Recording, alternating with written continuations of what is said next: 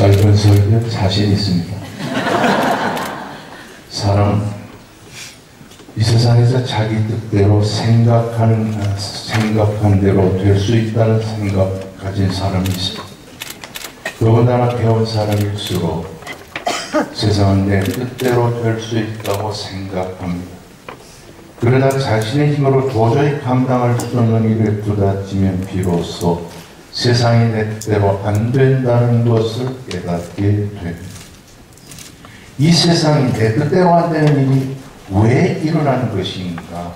그것은 이 세상에 되어져가는 모든 룰이 우리가 생각하는 룰과 다르기 때문인 것입니다.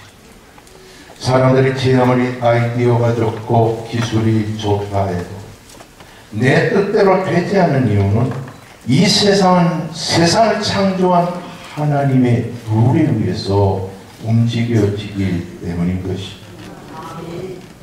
하나님의 룰은 그러면 무엇입니까? 우리는 이스라엘 백성들의 광야 생활을 통해서 그것을 알 수가 있습니다. 이스라엘 백성들은 하루속히 가나안으로 들어가고 싶었습니다. 그러나 하나님의 룰은 그렇지 않았습니다.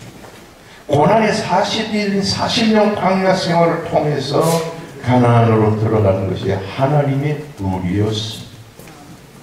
이 하나님의 룰에 순응하지 못할 때 그들에게 고난이 찾아왔던 것입니다. 철학은 이런 관점에서 볼 때 우리 인생론의 두 가지를 제시합니다. 첫째는 인생이란 무엇인가? 둘째는 어떻게 사는 것이 우리 인생의 삶인 것인가?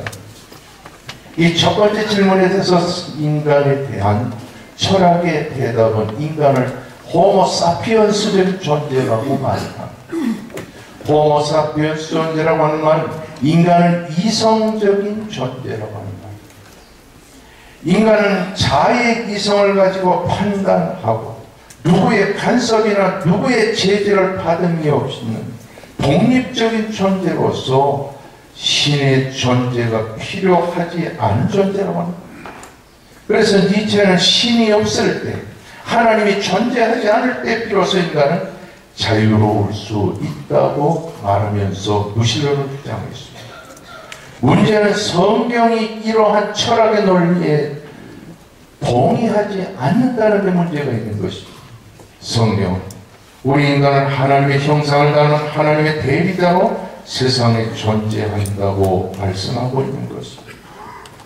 그러므로 이런 인간이 무엇으로 세상을 사는가라고 하는 주제는 아주 중요한 것입니다.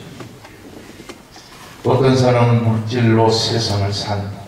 어떤 사람은 세상의 어떤 권력의 힘이나 지식의 힘으로 산다고 생각하는 사람들이 많습니다. 문제는 이런 생각이 인간의 삶의 정답이 아니라는 데 문제가 있는 것입니다. 그러면 우리 인간은 무엇으로 세상을 사는가? 하나님의 은혜로 사는 것입니다. 하나님의 은혜로 구원받고 하나님의 은혜로 환난과 시련을 극복하며 세상을 사는 것이 우리 인간인 것입니다. 오늘 시편 57편은 이런 점을 우리들에게 잘 보여주고 있는 것입니다. 시편 57편은 다윗이 지은 시로서 다윗이 엔게디 동굴 속에 숨어서 사느냐 죽느냐 절박한 환경 속에서 하나님께 부르짖은 기도의 내용. 죽음의 그림자가 점점 다가오는 다윗은 1절에서 이렇게 하나님께 기도합니다. 하나님, 내게 은혜를 베푸소서. 내게 은혜를 베푸소서. 두 번씩이나 은혜를 베풀어 달라고 기도하는 것입니다. 히브리 사람들은 흔히 은혜라는 말을 케셋이라는 말을 사용합니다.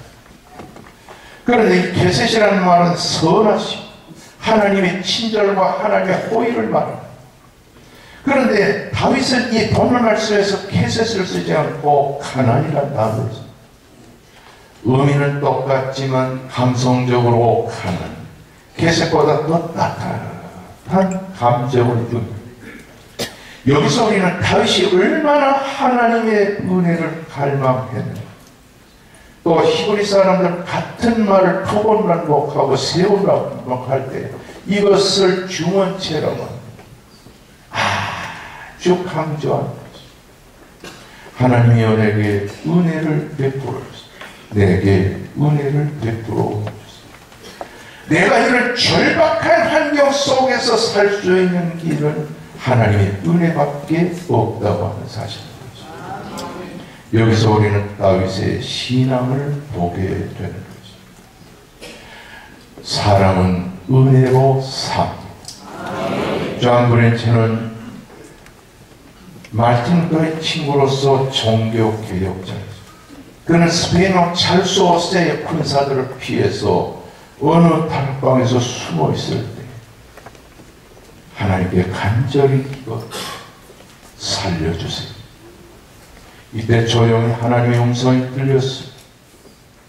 존 브랜치, 너는 지금 여기서 도망을 쳐서 저 아래 또 대문이 열려있는 집으로 올라가. 그래서 가보니까 대문이 열려있어요. 현관도요. 그는 그 현관으로 올라갔어요. 그 골방에서 그날부터 14년 동안 숨어 살고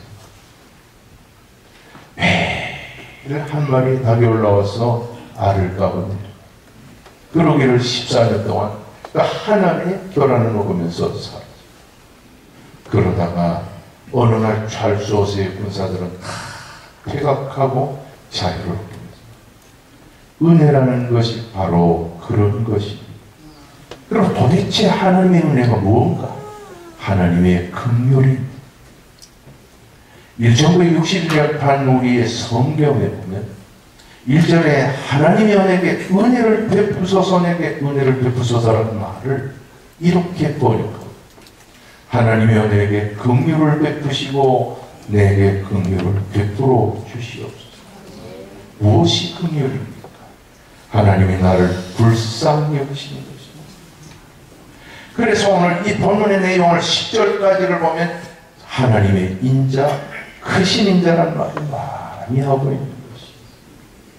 모든 그리스도인의 문제의 해답은 하나님의 은혜로 해결됩니다. 하나님의 은혜 안에, 하나님이 나를 불쌍히 여기시는 은혜 안에 내 인생의 모든 문제의 열쇠가 있는 것입니다. 누가복음 14장에 보게 되면 베세다 광야에서 오병이어의 역사도 예수님이 무리를 불쌍히 여기신 대로 해답이 있었습니다. 누가복음 15장에서 아버지가 탕자를 치근히 여기고 불쌍히 여기는 데서 아들의 입장이 회복된 것입니다. 얼마나 큰 문제인가가 문제가 아닙니다. 얼마나 하나님의 은혜가 내게 내리는가가 문제입니다. 그러면 하나님의 은혜는 어떻게 오는 것입니까? 1절 내 영혼이 주께로 피하리. 이 말은 주님을 가까이 하는 사람에게 은혜가 임한다는 것을 보여주고 있는 것입니다. 위기의 순간에 누구도 다윗의 편이 아니었습니다. 그러나 그가 살 수 있었던 것은 하나님의 긍휼과 은혜였던 것입니다. 그러면 하나님의 은혜를 받을 수 있는 주님을 가까이 하는 사람의 태도는 뭐? 기도. 1절에 보면 내가 쥐절하신 하나님께 부르짖어 기도하는 것이 하나님의 은혜가. 오늘 우리 교단의 부흥사 두 분 대표회장이었습니다. 이분들이 이제 우리 한국의 최대 교단이 우리 교단의 부흥사협회 대표회장. 우리 부흥사협회가 기도 많이 하는 단체가 된 줄로 믿습니다. 기도하면 하나님이 움직이지. 기도가 있는 곳에 하나님이 있는 이유는 하나님은 기도를 기뻐하시기 때문입니다. 오늘 우리의 하나님은 어떤 분이십니까? 2절 모든 것을 이루어 주시는 하나님.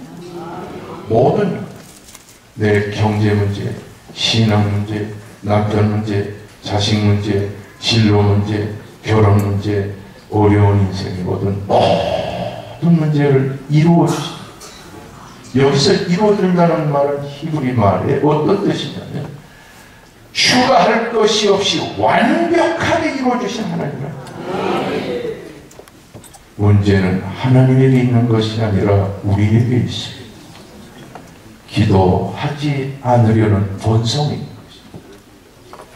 기도가 있는 곳에 계신 하나님, 우리를 궁지에서 인도하신 하나님, 오늘도 우리 교단과 우리 기도를 요구한다는 사실을 믿으시기를 바랍니다.